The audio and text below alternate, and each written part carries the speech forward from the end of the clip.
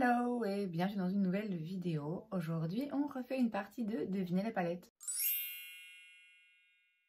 Je vous rappelle le principe, j'ai utilisé aujourd'hui une palette de fard à paupières bien particulière. Dans un premier temps, je vais vous montrer les teintes que j'ai utilisées pour arriver à ce résultat. Dans un deuxième temps, je vais vous montrer le reste des teintes qui se retrouvent dans la palette mais pas dans mon look. Le but du jeu est pour vous de découvrir le plus rapidement possible de quelle palette il s'agit. Alors comme d'habitude, je commence avec les fards que j'ai utilisés aujourd'hui, mais je vais pas les mettre sur ce bras parce que je vais avoir besoin de beaucoup de place. Donc on change un petit peu. J'ai commencé avec ce fard Bordeaux. Alors déjà avant de commencer, j'avais mis une base à paupières de chez Beauty Bay et j'avais mis ma poudre compacte CoverGirl juste en dessous du sourcil parce qu'il n'y a pas de fard beige clair dans cette palette, donc j'avais besoin d'une petite base pour bien estomper par la suite.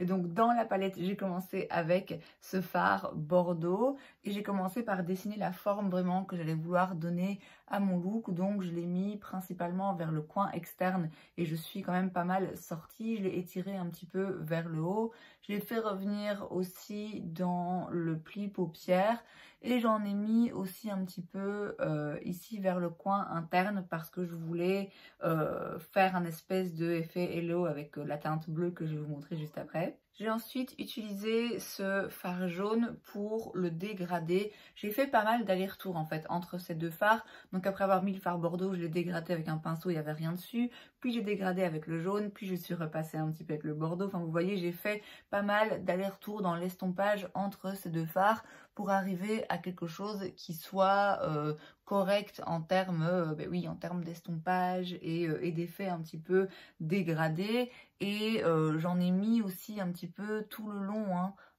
du creux de paupière, même vers l'intérieur. Je voulais quand même que le jaune ressorte un petit peu. J'ai ensuite utilisé ce fard brun foncé que j'ai concentré en coin externe parce que le Bordeaux, il me faisait des petites taches et des petits trous. Du coup, pour être sûr de conserver vraiment l'intensité après l'avoir estompé, j'ai rajouté un petit peu de brun vers le coin externe. Et ensuite, j'ai utilisé ce fard bleu qui est absolument splendide, qui est donc un métallisé assez pailleté avec plein de jolis reflets. Et je l'ai appliqué principalement sur la paupière mobile, sur le milieu vraiment de la paupière mobile. Ensuite, je l'ai travaillé un petit peu au pinceau vers les bords, on va dire, du fard bleu. Et enfin, ce fard doré, je l'ai appliqué en coin interne et une fois qu'il n'y avait presque plus rien sur mon pinceau, j'en ai mis un tout petit peu juste en dessous du sourcil, ça se verra même pas, juste histoire d'avoir un petit point de lumière, même que ça soit pas trop intense non plus. J'ai fait un trait de liner brun très foncé que j'ai étiré vers l'extérieur et qui est assez intense, mais je ne l'ai pas ramené sur tout le ras de cils. J'ai mis un crayon noir en muqueuse supérieure et en muqueuse inférieure, j'ai mis un crayon bleuté un peu pailleté de chez Linda Alberg et voilà le résultat.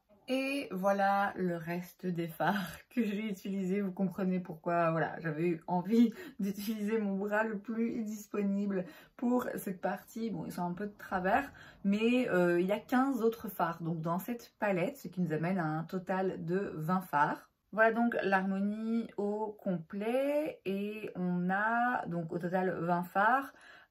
13 fards mat et 7 fards métalliques, pailletés absolument splendides. Alors vous voyez qu'il y a un petit peu tout dans cette palette et vu que j'ai fait un look en utilisant des teintes un petit peu plus profondes et un petit peu plus sombres, je trouve qu'on voit vraiment qu'il y a un côté beaucoup plus pastel, mis à part encore quelques couleurs qui traînent, donc un côté un peu plus pastel et un côté plus profond et on a aussi quelques couleurs assez vives.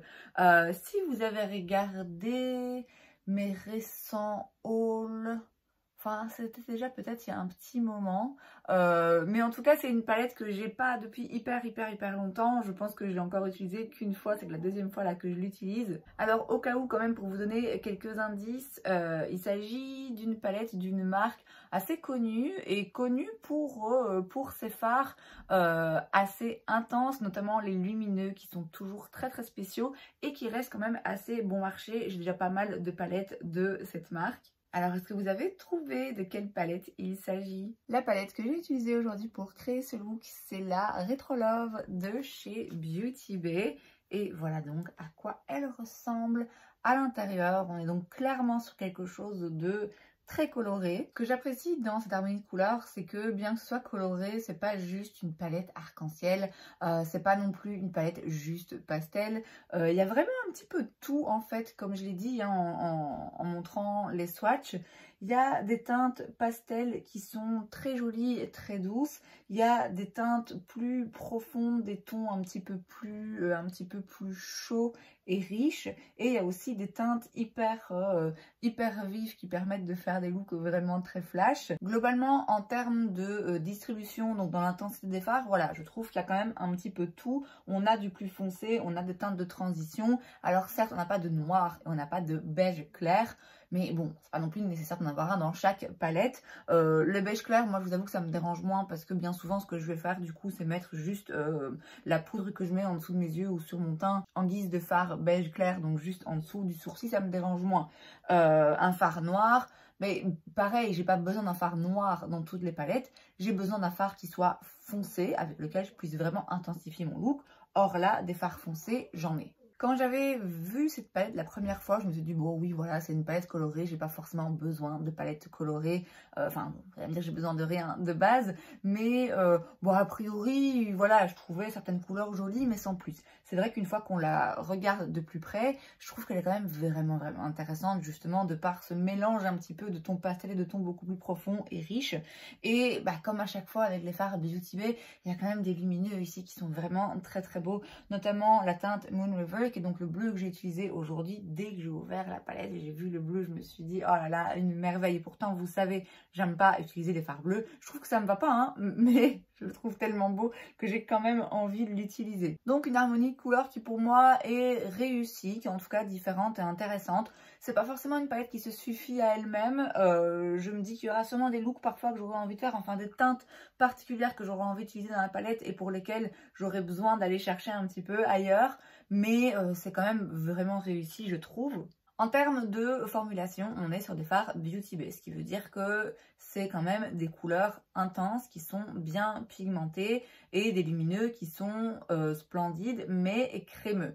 Il y a quand même des petits bémols. Alors c'est que la deuxième fois que je l'utilise, hein. Je n'ai pas encore utilisé toutes les teintes, donc je ne peux pas donner un avis officiel, on va dire, sur la palette, mais j'ai quand même déjà mes petites idées. Pour les fards métalliques, on est, comme j'ai dit, sur une formulation Beauty Bay, donc ils sont vraiment très beaux. Leur côté un petit peu crémeux comme ça, pour certains en tout cas, fait, et c'est chaque fois le cas avec Beauty Bay, qu'ils sont beaucoup plus faciles à travailler au doigt et que certains fards au pinceau, bon, c'est un peu galère. Il y a quand même un petit peu de différence, je trouve, dans les textures parce que j'ai l'impression que celui-ci est moins crémeux et plus intense directement et il y a un peu plus de paillettes contrairement à celui-ci où j'ai l'impression qu'il faut quand même un peu plus plonger le doigt dedans justement avec ce côté, le côté crémeux du fard qui demande quand même d'aller bien récupérer et travailler la matière. Mais ça se travaille globalement. Ce petit fard doré ici, je l'ai prélevé au pinceau. J'ai dû aller creuser un petit peu, mais je l'ai prélevé au pinceau et il se voit. Donc il n'y a pas de souci. Simplement, il faut savoir que avec les fards métalliques et lumineux de chez Beauty Bay, on peut pas en prendre un petit peu sur un pinceau et juste mettre un petit voile discret. Enfin, encore que ce serait peut-être possible, mais bon, d'après moi, ils sont pas faits pour ça. Ils sont faits pour vraiment envoyer du punch et pour le coup, c'est réussi. Pour les fards mat, les pastels, j'en avais utilisé hein, dans une autre vidéo, dans un palette roulette il me semble.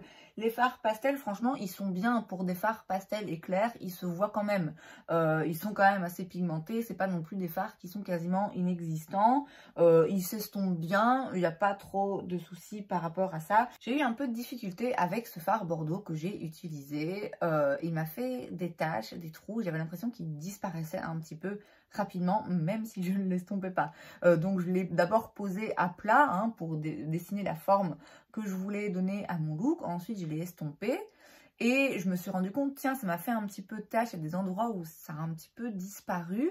Donc je vais en remettre. J'avais l'impression qu'en fait je le posais donc à plat, surtout vers l'extérieur, et que quasiment instantanément en fait il disparaissait un peu. Donc il fait un petit peu des trous. C'est d'ailleurs la raison pour laquelle j'ai décidé d'aller utiliser le brun pour m'assurer qu'il y ait une intensité ici vers le coin externe qui n'allait pas disparaître après 10 minutes. Après il s'est relativement bien estompé avec le jaune. J'ai pas eu trop de soucis. Ça n'a pas fait des taches ou des trous en s'estompant, mais c'est seul en fait. Seul, je sais pas pourquoi, en pose à plat comme ça, il tenait pas beaucoup, j'avais l'impression, alors qu'encore une fois, j'avais la base Beauty Bay en dessous. Donc je pense qu'il y a quand même une petite incohérence parmi les fards, ou alors c'est peut-être juste celui-là hein, qui est pas ouf. Ça m'a un peu surprise parce que c'est vrai que les fards mat Beauty Bay, d'habitude, je les trouve très pigmentés. Facile quand même à estomper, mais ouais, ils peuvent, quand on les pose à plat, être tout de suite hyper intenses.